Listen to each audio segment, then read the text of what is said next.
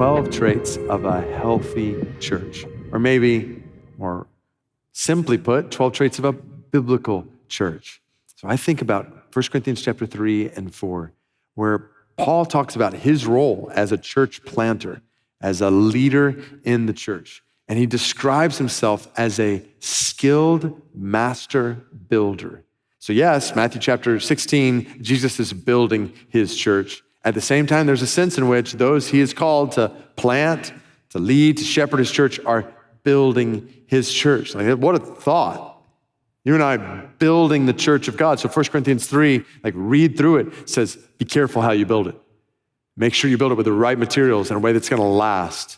Because one day your work in building is going to be tested and it's going to make it through the fire. It's a powerful picture in 1 Corinthians 3 that leads into 1 Corinthians chapter 4, where Paul says, moreover, it's required of servants of Christ and stewards of the mysteries of God that so just stop there. What's required of you and me? What's required of you as a church planter? What's required of a pastor in the church? Is it required to have a certain size church? Is it required to have a certain number of people? Is it required to bring in a certain amount of money? Have certain programs?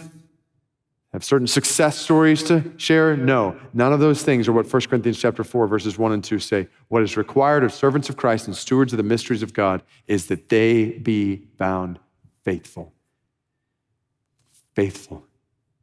That word right there is God's definition of success for you as a church planter, for you as a pastor among his people. Faithfulness. Faithful to build his church, his way. And so this is where my mind immediately goes to, how does God want his church to be built? If I'm building his church, and my responsibility is to do that faithfully before him, how do I do that? And this is where in our church, we walk through 12 traits, and we continually reiterate these of a biblical church, biblical teaching and preaching, upon which the whole church is based, biblical prayer, seeking God and dependence on him, biblical evangelism, proclamation of the gospel of Jesus Christ, biblical discipleship, teaching people to obey everything Christ has commanded us, biblical membership, people identify as members of a church. This is essentially what a church is, this body of baptized believers who join together, covenant with one another as the church, see themselves as belonging to each other in 1 Corinthians 12, membership kind of sense. Number 6, biblical leadership. So pastors, elders, overseers, shepherding the church, deacons in the church according to God's word. Then biblical fellowship, loving one another, caring for one another, all the 59 one another's we see in the Bible. Biblical fellowship, including biblical accountability and discipline, correcting one another, helping restore one another. Matthew chapter 18 makes really clear that accountability and discipline is not just kind of one thing to think about in the church. It's really important. It's one of only a couple times Jesus even mentions the word church in the Gospels, and it's talking about church discipline and accountability. Biblical worship, so gathering together to glorify God. Biblical ordinances, where we're baptizing people and we're celebrating communion, the Lord's Supper regularly.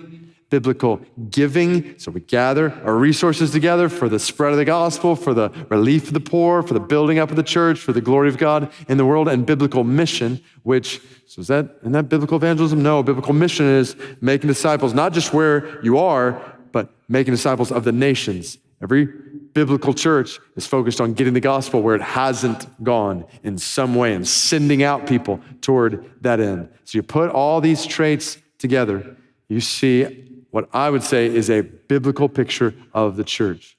And you and I have been called by God, are required by God to faithfully build his church, his way. Let me add one thing there.